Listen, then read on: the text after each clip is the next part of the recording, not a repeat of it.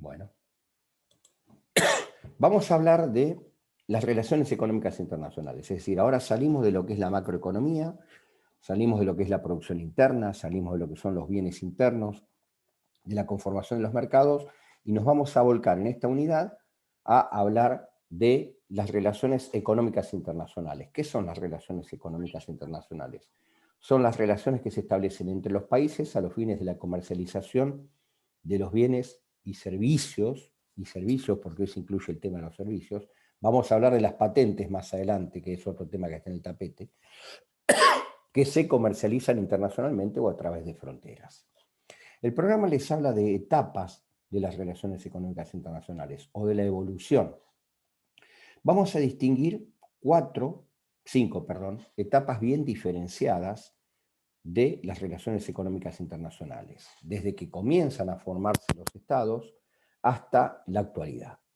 Tenemos 5 etapas bien claras: la etapa del libre cambio, la etapa del proteccionismo o bilateralismo, la etapa conocida como institucionalización de las relaciones económicas internacionales, periodo de posguerra, la Segunda Guerra Mundial, la etapa de la integración regional y la etapa de la globalización. Estas 3 últimas etapas, institucionalización, integración y globalización, en la actualidad conviven de manera conjunta. Son etapas que han tenido un desarrollo cronológico, pero que en la actualidad se han mantenido y están conviviendo de manera conjunta. Vamos a la primera. Etapa del libre cambio. Se conoce como libre cambio, o entendemos como libre cambio, aquella instancia o momento de las relaciones económicas internacionales en la cual no hay trabas sustanciales o obstáculos sustanciales que impidan el intercambio de mercaderías o el flujo de mercancías. Por eso se llama libre cambio, porque las mercaderías o las mercancías fluyen y se trasladan libremente entre los países sin ningún tipo de trabas, ni trabas arancelarias, ni trabas administrativas. El libre cambio del siglo XVII, siglo XVIII y hasta mediados del siglo XIX se caracteriza precisamente por lo que se conoce como libertades del comercio internacional. ¿Cuáles son las libertades del comercio internacional que se establecían en el libre cambio? La primera libertad es la libertad de navegación, la posibilidad de que no había restricciones en los mares para ejercer el comercio internacional. Lógicamente, si hablamos de libertad de navegación es porque alguien establecía esa libertad, y el que establecía esa libertad era el país que mayor capacidad de traslado tenía. Hablamos de Inglaterra, es decir, en el libre cambio se establece la forma de comercialización a través de la navegación bajo los lineamientos que establecía el Imperio Británico. Pero bueno, sellando acuerdos con el Imperio Británico, se podía comercializar libremente y no había ningún impedimento ni ningún obstáculo de tipo administrativo o de tipo arancelario. La segunda gran libertad que tiene el libre cambio es la libertad de migración o la libertad migratoria. ¿Qué significa la libertad migratoria? Que cada uno podía transitar o podía instalarse en distintos países para ejercer el comercio. No había trabas de índole que tuvieran que ver con la ciudadanía o la pertenencia a un Estado. La segunda libertad es la libertad migratoria. Y la tercera característica fundamental del libre cambio refiere al tipo de cambio para el pago o cancelación de las obligaciones que surgían del comercio internacional. Para esto, el tipo de cambio o la forma de cancelación de obligaciones que surgían del comercio internacional era el establecido por el tipo de cambio que se conoce como tipo de cambio oro, valor del oro. Se tomaba el oro como referencia para evaluar las mercancías. El oro era la referencia para evaluar las mercancías. Tipo de cambio, valor oro. Bien. Mientras estuvo el predominio de Inglaterra o del Imperio Británico sobre los mares, el libre cambio se fue desarrollando. Pero ¿qué pasó?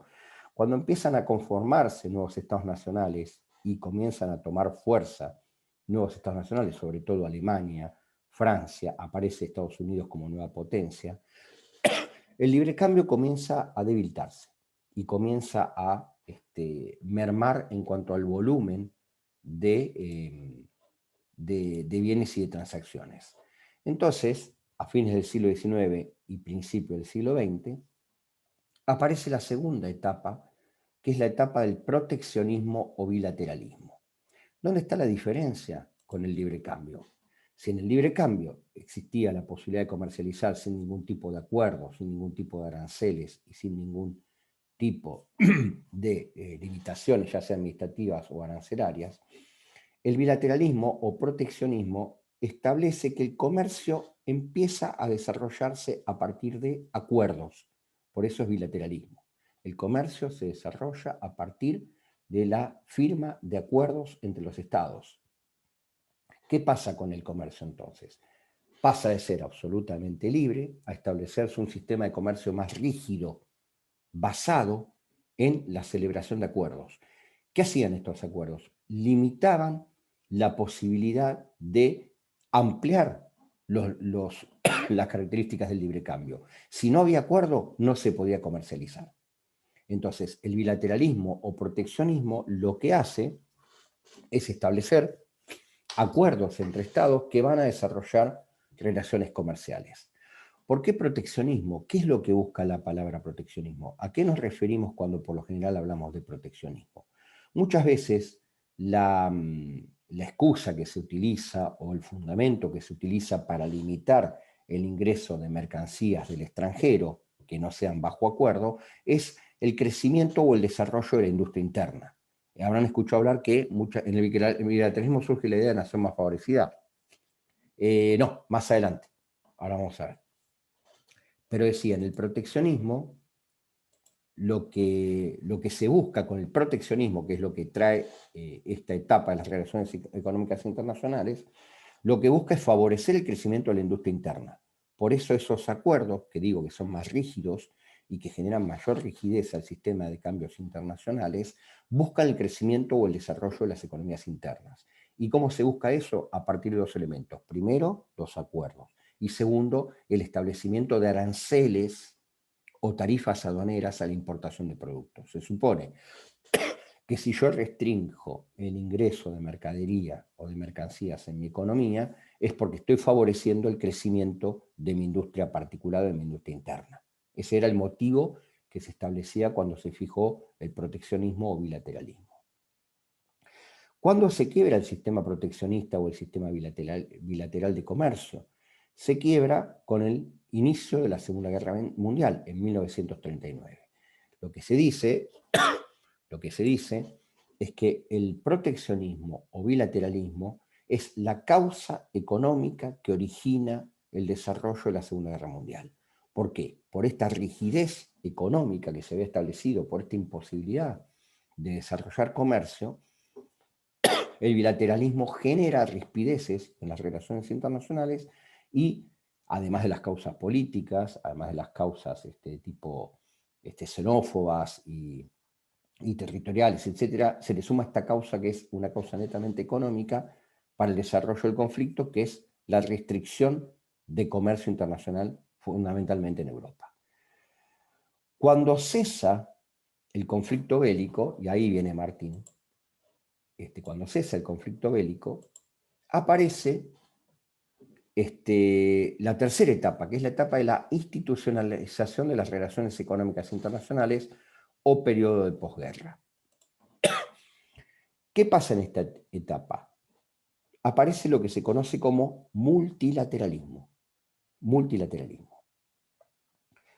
A la rigidez que se había establecido del comercio internacional por el bilateralismo previo a la Segunda Guerra Mundial, sobreviene esta etapa multilateral. ¿Qué significa multilateral? Que las reglas del comercio internacional son aplicables por igual a todos los estados. Las reglas del comercio internacional son aplicadas de manera igualitaria o por igual a todos los estados. Eso significa el multilateralismo. ¿Por qué hablo de institucionalización de las relaciones económicas internacionales? Precisamente por esto. Porque en 1945 aparecen instituciones que van a regular el marco normativo del comercio internacional a escala global.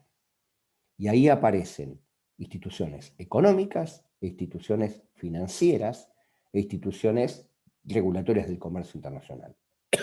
Dentro de las instituciones económicas y financieras aparecen las dos grandes organismos multilaterales de crédito, que son el Fondo Monetario Internacional y el BIRF, Banco Internacional de Reconstrucción y Fomento, BIRF, Banco Internacional de Reconstrucción y Fomento, conocido actualmente como Grupo Banco Mundial.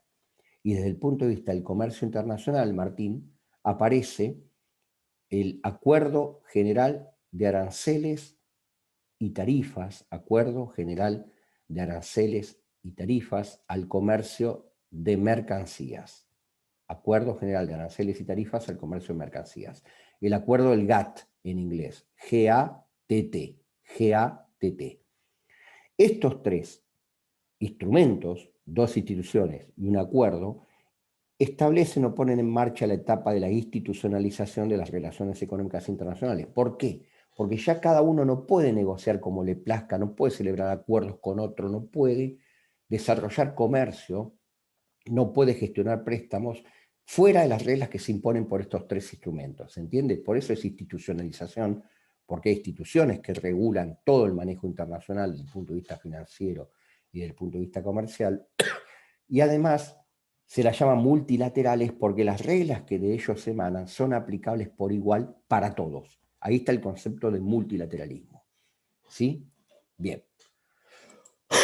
Al multilateralismo le sobreviene la etapa de la integración regional, que nace fundamentalmente, por eso digo que conviven, nace fundamentalmente en 1957, con la conformación de lo que se conocen como Tratados de Roma y que dan origen a la Comunidad Económica Europea.